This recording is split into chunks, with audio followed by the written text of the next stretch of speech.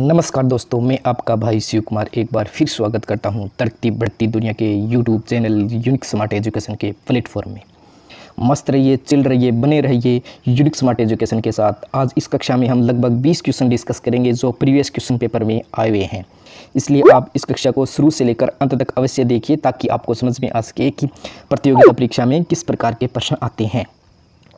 तो चलो अब हम इस कक्षा को शुरू करते हैं। देखिए दोस्तों, सबसे पहला क्वेश्चन आपके सामने है, कौन सा सॉफ्टवेयर कंप्यूटर के हार्डवेयर को नियंत्रित करता है। आपको बताना है कि ऐसा सॉफ्टवेयर का नाम बताना है जो हार्डवेयर को नियंत्रित करता है यानी कंट्रोल करता है। तो सबसे पहले मैं आपको बता दूं कि सॉफ्टवेयर है वो 3 प्रकार के होते हैं। कितने प्रकार के होते हैं? सॉफ्टवेयर है वो 3 प्रकार के होते हैं। सबसे पहला सॉफ्टवेयर होता है सिस्टम सॉफ्टवेयर, दूसरा होता है एप्लीकेशन सॉफ्टवेयर और तीसरा होता है यूटिलिटी सॉफ्टवेयर। तो इसका सही आंसर हो जाएगा ऑप्शन नंबर ए यानी सिस्टम सॉफ्टवेयर। नेक्स्ट क्वेश्चन की ओर अब हम चलते हैं दोस्तों। नेक्स्ट क्वेश्चन है आपके सामने, देखिए कंप्यूटर में इनपुट और आउटपुट की क्रिया संपन्न करने के लिए दिए जाने वाले निर्देश को क्या कहते हैं। आपको बताना है कि कंप्यूटर में जो इनपुट और आउटपुट की क्रिया संपन्न होती है उस क्रिया में जो निर्देश दिए जाते हैं उसे क्या कहते हैं। यानी यूजर से कंप्यूटर को दिए जाने वाला जो भी डेटा होता है उसे कहते हैं इनपुट, और कंप्यूटर से यूजर को प्राप्त होने वाले सूचना होती है उसे कहते हैं आउटपुट। क्या आप लोग समझ पाएँ कि इनपुट आउटपुट क्या होता है? तो इसका सही आंसर हो जाएगा ऑप्शन नंबर बी यानी ग्रेड कोण। कंप्यूटर के सेंट्रल प्रोसेसिंग यूनिट का फंक्शन होता है। आपको बताना है कि कंप्यूटर के सेंट्रल प्रोसेसिंग का कौन सा फंक्शन होता है। तो मैं आपको बता दूं कि सीपीयू है उसके कितने भाग होते हैं? उसके भाग होते हैं 2। कितने भाग होते हैं? उसके भाग होते हैं 2। एक तो होता है सीयू और एक होता है एएलयू। यानी सीयू कंट्रोल यूनिट, एएलयू यानी अर्थमेटिक लॉजिकल यूनिट। तो सीयू है वो कंट्रोल करने का कार्य करता है, जबकि एएलयू है वो है अर्थमेटिक लॉजिकल यूनिट यानी गणितीय गणनाएं और लॉजिकल गणनाएं करने में कार्य करता है।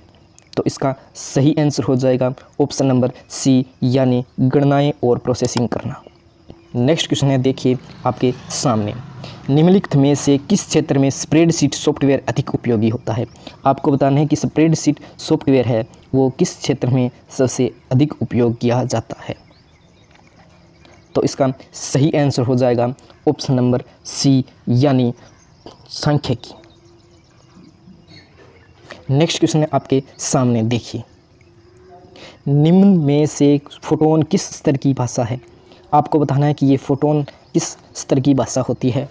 उच्च स्तर की भाषा।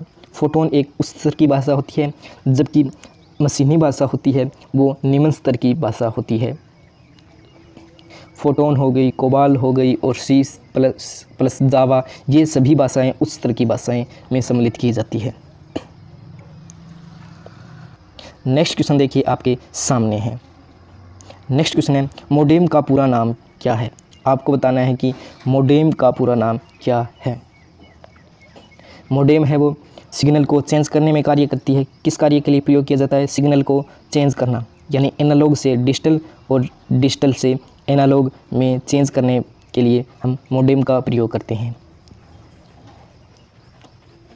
तो इसका सही आंसर हो जाएगा ऑप्शन नंबर सी यानी मॉड्यूलेटर और डीमॉड्यूलेटर। नेक्स्ट क्वेश्चन आपके सामने है, देखिए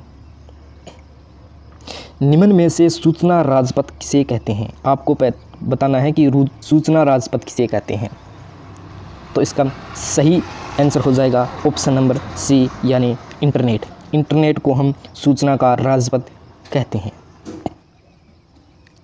नेक्स्ट क्वेश्चन आपके सामने है, तड़कता भड़कता हुआ क्वेश्चन है। देखिए दोस्तों, माइक्रो कंप्यूटर को टेलीफोन से कौन सी व्यवस्था जोड़ती है। आपको बताना है कि जो माइक्रो कंप्यूटर होता है उसको टेलीफोन से कौन सी व्यवस्था जोड़ती है। तो इसका सही आंसर हो जाएगा ऑप्शन नंबर ए यानी मोडेम। क्यों होगा? क्योंकि मोडेम है वो सिग्नल को चेंज करने में कार्य करती है। माइक्रो कंप्यूटर और टेलीफोन के बीच में प्रयोग करते हैं मोडेम का, जो सिग्नल को चेंज करती है। अगर हम कंप्यूटर के आंतरिक सिग्नल की बात करें तो वह डिजिटल सिग्नल का प्रयोग करता है, जबकि हम कंप्यूटर के बाहरी सिग्नल की बात करें तो वह बाहरी सिग्नल के रूप में एनालॉग सिग्नल का प्रयोग करता है। इसलिए जो मोडेम है वो सिग्नल को चेंज करने में कार्य करती है। तो माइक्रो कंप्यूटर और टेलीफोन के बीच में हम मोडेम का प्रयोग करेंगे। तो इसलिए इसका सही आंसर हो जाएगा ऑप्शन नंबर ए।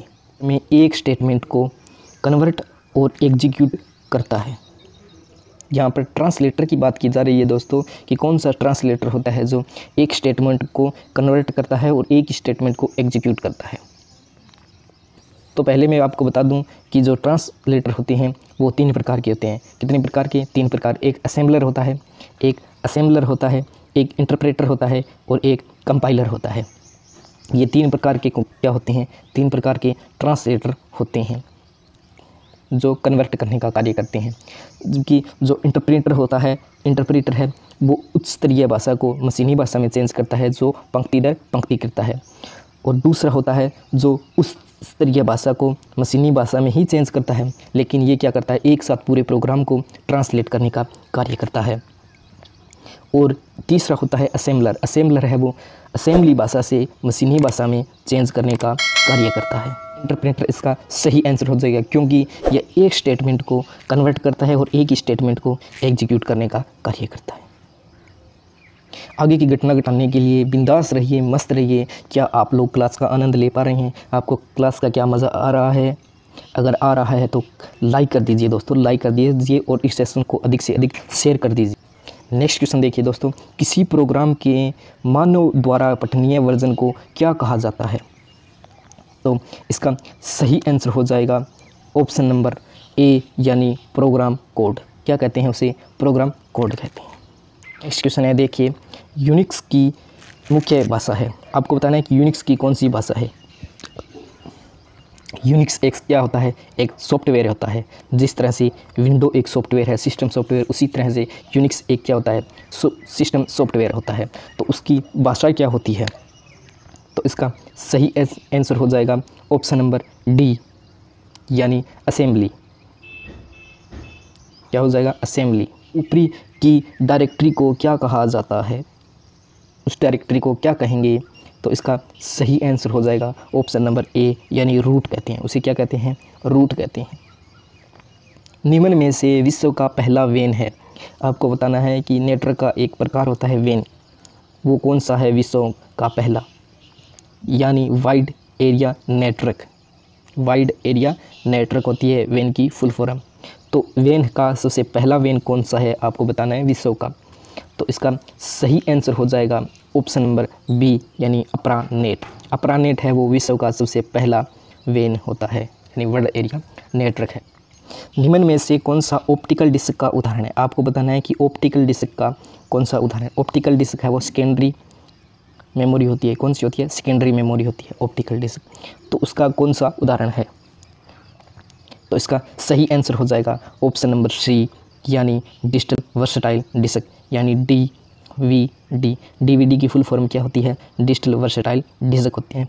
तो एक दूसरी भी फॉर्म होती है, उसे डिजिटल वीडियो डिस्क कहते हैं। उसकी दूसरी फॉर्म होती है digital video disc. Next question है आपके सामने, देखिए दुनिया का पहला प्रोग्रामर किसे कहा माना जाता है?